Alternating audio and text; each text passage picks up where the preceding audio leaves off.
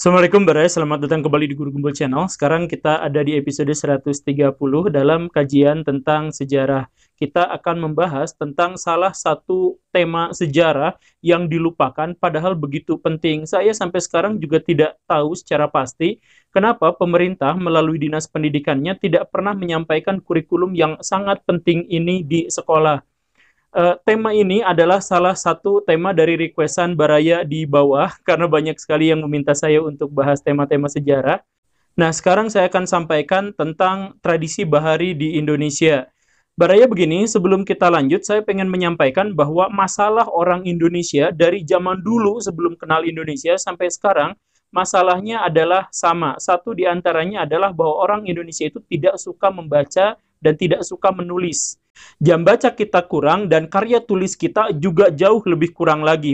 Bahkan dosen dan profesor pun jarang menulis. Nah, dampaknya adalah kita tidak memiliki sejarah. Sejarah itu bisa diakui kalau dia tertulis. Nah, walaupun Indonesia memiliki kebudayaan yang sangat luhur di masa lampau, tetapi tidak diakui oleh dunia, bahkan hampir tidak diketahui, karena orang-orang Indonesia tidak pernah mencatatkan kehebatannya dalam sejarah. Bahkan catatan-catatan yang terbaru misalkan tentang Majapahit. Majapahit itu adalah salah satu kerajaan terbesar di Nusantara yang ironisnya hampir tidak memiliki catatan tertulis.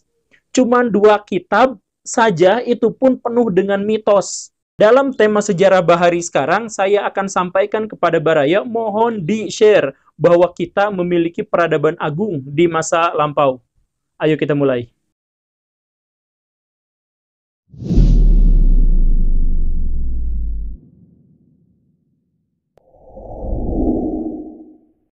Baraya, kalau Baraya pernah bersekolah, tentu saja ya, Baraya pasti akan menemukan bahwa di pelajaran sejarah itu dikatakan bahwa orang Indonesia memasuki zaman sejarah di era Kerajaan Kutai, yaitu ketika adanya hubungan dagang antara India dan Cina yang melalui Selat Malaka, sehingga di situ bermunculanlah kerajaan-kerajaan bermotif Hinduisme. Begitu kan? Nah, sebenarnya ini memiliki sebuah paradoks besar, Baraya, yang jarang disadari banyak orang. Baraya sadar gak bahwa orang Cina itu tidak memiliki semangat bahari yang memadai. Mereka baru bisa bikin kapal yang bisa melayari samudra itu sekitar abad ke-10 pas zaman dinasti Sung. Jadi sebelum itu mereka hanya berlayar di sungai atau berlayar di pesisir dengan kapal-kapal yang ala kadarnya.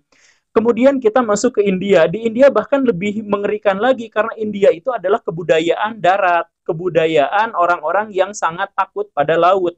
Baraya pernah baca epik Ramayana misalkan. Nah, Sri Rama dikatakan di sana ketika dia mau ke Sri Lanka, ke Alengka, itu alih-alih berlayar dia memilih untuk bikin jembatan. Kenapa? Karena dalam tradisi orang India, laut itu adalah wilayah yang kotor yang sebaiknya dihindari. Mereka berpikir bahwa puncak gunung itu adalah tempat para dewa. Semakin tinggi, semakin dekat kepada kebajikan.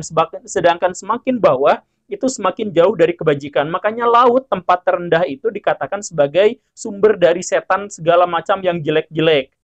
Maka sebisa mungkin orang-orang India itu tidak berlayar. Maka kalau dulu waktu Baraya sekolah, kan ada pernyataan, salah satu teori tentang masuknya Hinduisme ke Indonesia adalah teori Brahmana, yang menyebutkan bahwa yang menyebarkan agama Hindu di Indonesia itu adalah para Brahmana.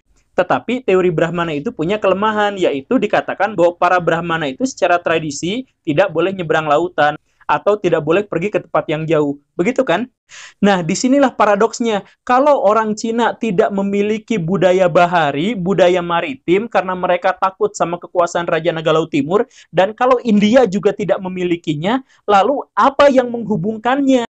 Nah, orang-orang jarang sekali mempertanyakan hal ini. Guru-guru sejarah juga tidak pernah membahas hal ini. Kan ini paradoks. Ini adalah salah satu hal yang menjadi celah besar tentang betapa terpuruknya sejarah Indonesia. Orang-orang Indonesia sendiri tidak mau melihat bagaimana keagungan sejarah di masa lampau. Sebenarnya, bukan kebudayaan Nusantara itu muncul gara-gara perdagangan antara India dan Cina, tapi semangat bahari orang-orang Nusantara lah yang menghubungkan antara India dan Cina. Maka disebutlah oleh Hornell bahwa orang-orang Indonesia itu 500 tahun sebelum Masehi, mereka sudah berinteraksi dengan orang-orang India dan orang-orang Sri Lanka. Bahkan ketika Hindu belum menjadi Hindu yang kita kenal sekarang. Kalau Baraya main ke Sri Lanka, di sana ada legenda tentang orang-orang suku Naga yang berlayar dengan perahu bercadik satu. Nah, itu tidak bisa tidak, itu adalah para pelayar orang-orang Indonesia. Jadi yang sesungguhnya membangun jalur sutra versi laut itu bukan orang Cina, bukan orang India, tapi orang Indonesia yang menghubungkan kebudayaan mereka berdua. Walaupun pada akhirnya orang Indonesia menyerap tradisi, khususnya tradisi spiritual dari India. George Huraini, dia adalah seorang ahli sejarah Arab. Dia menyebut bahwa pelaut-pelaut Arab itu sudah sejak 1 abad sebelum Masehi sudah main ke India. Disebutkan begitu. Tetapi Huraini juga menyebutkan bahwa orang Arab itu terlambat dibanding orang-orang Melayu. Artinya, ketika orang Arab di situ sebelum Masehi sudah ada, orang-orang Indonesia juga sudah berlayar di situ. Teks bukunya saya sampaikan di sini. Lebih jauh lagi, Huraini menyebutkan bahwa bentuk kapal layar orang Indonesia adalah bentuk kapal layar yang paling berpengaruh di seluruh dunia. Kapal layar yang bisa diputar haluannya, yang layarnya bisa dinaik turunkan dengan sangat fleksibel, itu adalah kapal-kapal bentukan Indonesia yang kemudian ketika ada di India mempengaruhi bentuk-bentuk kapal di India. India itu adalah pertemuan antara para pelaut Persia, Arab, Yaman, Afrika, Mesir, Mesopotamia, dan sebagainya. Nah, disitulah kemudian kapal layar Indonesia itu diadopsi oleh seluruh dunia. Dari negara-negara yang dimaksud itu kemudian nanti diadopsi oleh orang-orang Eropa. Kalau kita tahu betapa jauhnya orang-orang Indonesia berlayar, maka akhirnya kita bisa menghasilkan jawaban atas pertanyaan-pertanyaan yang masih membingungkan para ilmuwan. Misalkan, pertanyaan yang simpel tapi bikin ilmuwan pusing itu apa? Kenapa ikan mujair ada di Indonesia? Itu bingung. Kan ikan mujair itu ikan air tawar, dia nggak bisa nyebrang di laut. Kenyataannya ikan mujair itu seharusnya hanya ada di Afrika. Tapi di Indonesia nggak ada. Tapi di Indonesia ada. Nah, gimana ceritanya? Kalau kita sepakati bahwa Indonesia memang sudah pernah berlayar ke sana, maka ikan mujair yang ada di Indonesia sudah tidak lagi menjadi misteri. Demikian pun dengan penelitian Robert Dick, yang menyebut bahwa sabang saning jagung dan beberapa tanaman lain itu sebenarnya disebarkan ke seluruh dunia oleh orang-orang Indonesia, khususnya pelaut-pelaut Indonesia. Kemudian ada sebuah catatan di Mesir 2000 tahun sebelum Masehi. Ini sebenarnya saya juga agak ragu, tapi saya sampaikan saja ya. 2000 tahun sebelum Masehi ada sebuah catatan bahwa orang-orang Mesir kuno mendapatkan beberapa komoditas. Di antaranya adalah rempah-rempah, cengkeh, cendana, emas, dan sebagainya. Itu didapat dari sebuah negeri yang masih tidak diketahui negeri apa itu.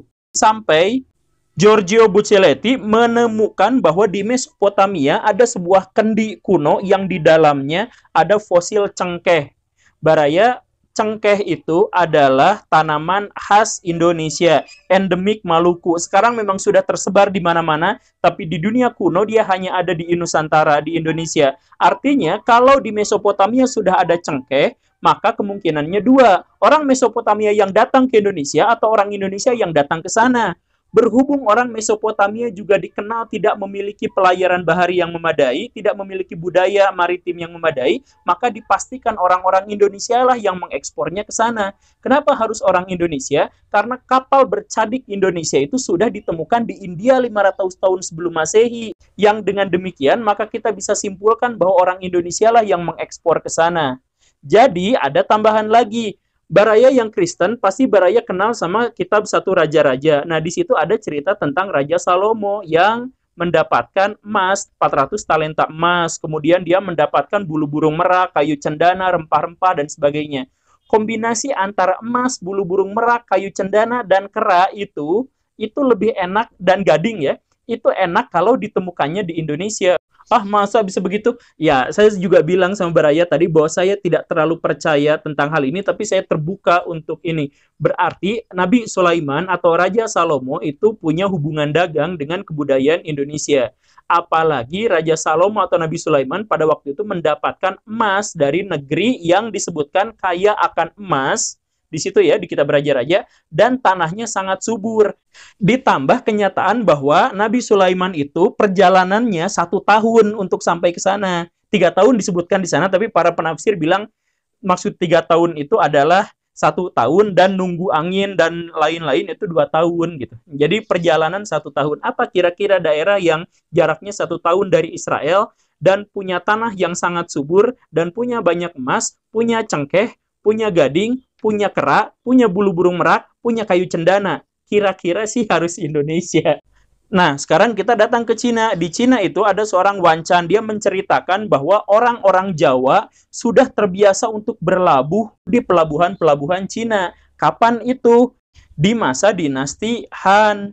Dia menuliskan dalam bukunya, dalam catatannya yang diberi judul Hal-hal Aneh dari Selatan. Dia menyebutkan bahwa orang-orang dari selatan itu diberi nama orang-orang Kunlun, yang datang ke Cina dengan kapal yang sangat modern, sangat canggih. Kapalnya layarnya bisa diputer-puter, kayunya sangat kuat, dan lain sebagainya.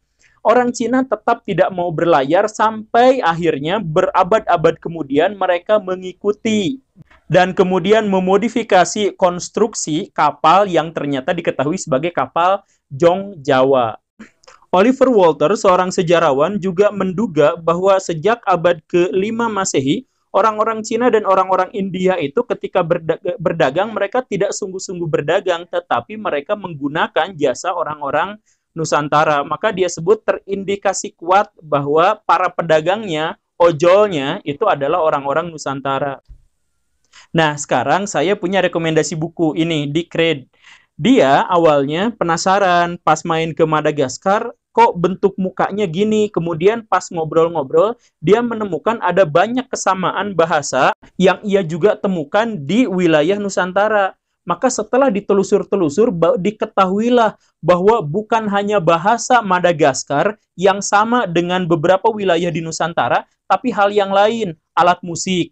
Alat musik yang semacam kolintang itu, di sana juga ternyata ada. Kemudian dia baru nyadar, baru ngeh, pas lihat rumah. Ternyata rumah orang Madagaskar mirip sekali dengan rumah Joglo. Dan setelah Dick itu ngobrol sama warga di situ, mereka nanya, tahu nggak Indonesia? Tahu nggak Indonesia? Sebagian orang-orang Madagaskar bilang bahwa Indonesia adalah leluhur kami. Jadi mereka itu adalah keturunan dari para pelaut di Nusantara yang entah bagaimana memilih tinggal di sana. Ya, sekarang orang-orang Madagaskar udah campur dengan orang-orang Afrika, tapi orang-orang Afrika itu pendatang. Yang pertama datang ke sana itu adalah orang-orang Nusantara. Nah, masalahnya adalah sejak kapan? Kemungkinan sejak zaman Sriwijaya. Kalau sejak zaman Sriwijaya artinya abad ke-8-an lah ya, abad ke-9. Nah, artinya orang-orang Indonesia sudah berlayar jauh sampai Madagaskar.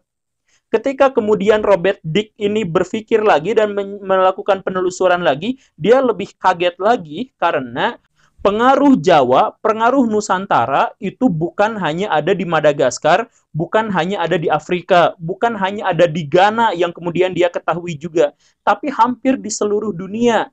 Ini agak kontroversial, tapi akan saya sebutkan. Robert Dick berani menyebut bahwa ada kemungkinan, ada indikasi kuat bahwa pelayaran orang-orang Indonesia sampai ke benua Amerika, sampai ke benua baru. Saya agak sangsi dengan pernyataan ini, tetapi kemudian kita juga menemukan fakta bahwa Hawaii, tahu ya, pulau di Pasifik itu salah satu teori menyebut bahwa Hawaii itu adalah Jawai. Kan J itu sering disebut H ya dalam beberapa pengejaan gitu. Misalkan Jose jadi Jose gitu kan, J itu H gitu ya. Nah, Hawaii itu artinya adalah Jawa kecil, Hawaii gitu. Karena orang-orang Hawaii juga memiliki postur tubuh yang identik dengan orang-orang Jawa. Nah, sampai sejauh itu kita anggap ini adalah cocokologi, tetapi ada sebuah fakta yang tidak terbantahkan, yaitu Alfonso de Albuquerque. Baraya tahu ya, biasanya guru sejarah nyebut di sekolah Alfonso de Albuquerque melakukan pelayaran dan menaklukkan Malaka pada tahun 1511. Hafalin ya, nah gitu ya. Nah, Alfonso de Albuquerque itu dikenal luas oleh guru sejarah Indonesia.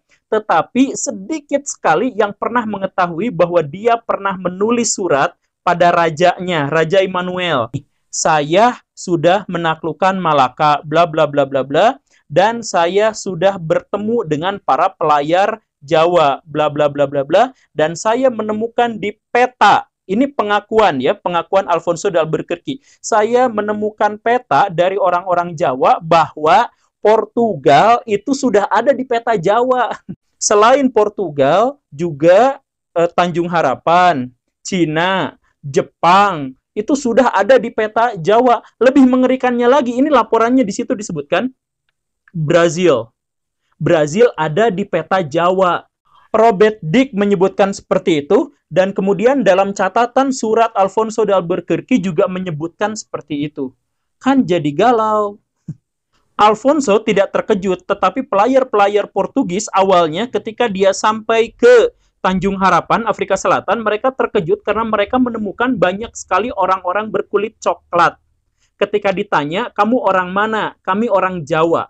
Ketika pelaut-pelaut Portugis itu sampai ke Indonesia, mereka baru sadar, tuh bener kapal-kapal seperti itulah Jung Jawa yang pernah saya temukan di Tanjung Harapan gitu. Jadi di Tanjung Harapan ketemunya 1-2 kapal gitu. Oh, dari Jawa. Mereka nggak tahu Jawa itu apa. Tapi pas sampai ke Malaka, banyak kapal-kapal bentuknya seperti ini di sini. Jawa yang dimaksud bukan benar-benar Pulau Jawa ya. Kadang-kadang Kalimantan bagian selatan juga itu disebutnya Jawa. Kesaksian tentang betapa berwibawanya armada-armada Indonesia juga ditemukan dalam catatan Giovanni dari Empoli. Dia menyebutkan bahwa kapal Jung Jawa itu sedemikian besar dan demikian kuatnya. Dia menyebut itu adalah benteng yang mengapung di lautan. Jadi kapal-kapalnya itu sedemikian keras sampai mampu menahan serangan-serangan artileri. Dalam hal ini meriam. Jadi dibombardir pakai meriam, itu kapalnya kuat. Nah, kapal ini juga itu jauh lebih besar dari kapal terbesar yang dimiliki oleh Portugis. Kira-kira sekitar 3 kali lipat lebih besar. Bobotnya kisaran 1.000 sampai 2.000 ton. Ini adalah kapal yang paling besar di zamannya. Giovanni juga menyebutkan bahwa Kekaisaran Cina itu mengizinkan semua kapal untuk berlabuh di pelabuhan-pelabuhannya kecuali kapal Jong Jawa. Karena kapal ini demikian besar, demikian kuat. Kalau kapal ini berlabuh, dikhawatirkan bisa menaklukkan sebuah kota. Bahkan satu kapal Jong Jawa itu bisa menghabisi 20 kapal Jong Cina sekaligus. Nah, kapal inilah yang kemudian menginspirasi dinasti Song untuk membuatnya, walaupun tetap tidak sebaik kapal Jawa, karena bahannya bukan jati. Jadi kalau Baraya tahu Laksamana Cheng Ho itu kapalnya sedemikian besar, itu ada kabar juga bahwa kapal itu dibuatnya di Semarang, bukan di Cina. Kenapa orang-orang Indonesia memiliki tradisi berlayar yang luar biasa seperti itu? Karena Indonesia itu berbentuk kepulauan, maka kita tidak akan menemukan wilayah yang lain yang memiliki tradisi berlayar yang sebaik Indonesia. Kan Indonesia itu untuk datang dari satu pulau ke pulau yang lain juga harus berlayar. Kemudian ini tempat latihan yang enak. Mau ke tempat badai ada, yang daerah badai kayak selatan Jawa gitu kan banyak badai gitu ya. Nah, mau yang ramah gitu kayak Laut Jawa, yang utara Jawa itu kan ramah lautnya. Jadi semua medan untuk berlatih berlayar itu orang-orang Indonesia sudah memilikinya dan sudah terbiasa. Suku Bajo yang tadi disebutkan itu di masa lampau adalah suku yang tidak pernah mendarat. Dia lahir di sana, mati di sana. Di sana yang dimaksud di laut, di perahu. Jadi mereka hanya turun ke darat untuk berinteraksi dengan suku-suku lain. Dan orang-orang Bajo dikenal sebagai orang yang bisa beradaptasi di semua kondisi lingkungan. Nah, setelah kita membahas begitu agungnya kekuasaan maritim Nusantara di masa lalu, kita bertanya, kenapa sekarang tidak terjadi seperti itu? Para sejarawan kemudian menemukan ada 3 alasan. Alasan yang pertama adalah orang-orang Demak khususnya ketika dikalahkan oleh armada Portugis di Malaka, kan waktu serangan Adipati Yunus itu ya, yang gagal itu, mereka sadar bahwa kapal-kapal Portugis itu bisa menang karena kecil. Jadi karena kecil, mereka lebih fleksibel. Sejak saat itu, katanya, orang-orang Demak mengecilkan kapal-kapalnya sampai 10 kali lebih kecil. Dari sekitar 1.000 sampai 2.000 ton berubah menjadi sekitar 100 ton. Begitu. Kemudian itu belum berakhir. Di masa Amangkurat I, itu Raja Jawa yang maaf ya agak diktator. Dia itu untuk menahan terjadinya pemberontakan atau untuk menghindarkan terjadinya pemberontakan, dia mengharamkan adanya pembuatan kapal-kapal di pesisir utara Jawa. Nah, akhirnya kapal-kapal Indonesia menjadi menyusut lagi. Jadi sekitar 50 ton. Kecil banget ya. Nah, sesudah itu datanglah VOC. VOC juga khawatir. Maka VOC mengeluarkan sebuah kebijakan larangan orang-orang Jawa untuk bikin kapal di atas 50 ton. Jadilah sejak saat itu orang-orang Jawa hanya bisa bikin odong-odong. Tapi saya akan menambah catatan tragisnya, Baraya, di sini. Jadi sisa-sisa kejayaan orang Indonesia dalam berlayar itu ditemukan di Makassar. Orang-orang Makassar itu terkenal dengan kapal pinisinya. Sejak tahun 1700-an mereka datang ke Australia untuk ngambil teripang dari orang-orang aborigin. Nah, ini pentingnya. Orang-orang Makassar itu ketika datang ke suku aborigin, mereka tidak menjajah. Mereka membutuhkan teripang untuk dijual ke Cina. Orang Cina buat obat kuat ya. Nah, tetapi teripang itu diambil dengan cara barter. Orang-orang aborigin itu adalah orang-orang yang belum bisa baca tulis. Bahkan mereka masih hidup di zaman batu. Mereka belum mengenal logam sama sekali. Kalau orang Makassar mau, orang Makassar itu bisa mengalahkan dan menjajah orang-orang aborigin. Tetapi kenyataannya adalah orang Makassar kekeh pengennya jual beli. Ketika orang aborigin tidak kenal uang, orang Makassar akhirnya ya udah kita barter. Maka orang-orang Makassar itu dikenal dengan sangat baik di aborigin. Orang-orang aborigin itu kalau disebut kata Makassan gitu, mereka tuh senang sekali. Makassan, oh Makassan gitu. Karena orang-orang aborigin itu punya keindahan masa lampau ketika mereka berhubungan dagang dengan orang-orang Makassar. Jadi setiap menjelang musim hujan, orang-orang Makassar itu biasanya datang ngambil teripang dari orang-orang aborigin. Tapi mereka tidak ngambil, tidak mencuri. Mereka tolong kumpulkan, kemudian barter. Kadang-kadang ngasih beras, ngasih pisau, ngasih senapan, ngasih alkohol, ngasih candu gitu ya buat ngudud, dan lain sebagainya. Pokoknya mah barter. Nah, ini terjadi selama 1,5 abad. Jadi hubungan antara orang Makassar dengan orang aborigin itu sangat akrab. Bahkan orang aborigin banyak yang ikut ke Makassar, orang Makassar banyak yang tinggal di suku aborigin untuk mengajarkan kepada mereka bagaimana beternak mutiara gitu. Dan walaupun mereka terpisah ribuan kilometer, tapi setiap mau musim hujan, orang-orang aborigin pasti nunggu di pesisir pantai, di sekitar Darwin itu, pesisir pantai, dan mereka sudah menyiapkan bertonton teripang gitu. Nah, ketika orang Makassar datang, terjadilah transaksi. Itu adalah masa-masa yang paling indah untuk suku aborigin sebelum negara api menyerang. Tahun 1900-an, kan Australia itu dikuasai oleh orang-orang kulit putih. Pada waktu itu dikenakanlah pajak cukai. Jadi ketika orang Makassar mau datang ke suku aborigin, di tengah jalan dicegat, balik lagi. Kalau kamu nggak mau bayar pajak, balik lagi. Akhirnya orang-orang Makassar itu pun balik lagi. Jadi pada suatu kali di masa lampau, orang-orang aborigin pas menjelang musim hujan, mereka sudah berderet di pantai, membawa teripang begitu banyak, mereka nunggu, tetapi selama berhari-hari mereka tidak menemukan orang Makassan. Sampai akhirnya mereka menerima kabar bahwa orang-orang Makassar tidak akan kembali lagi karena sudah dihalangi oleh orang-orang kulit putih. Itu sampai kepala sukunya itu banyak yang nangis, berderet itu di pantai pada nangis itu.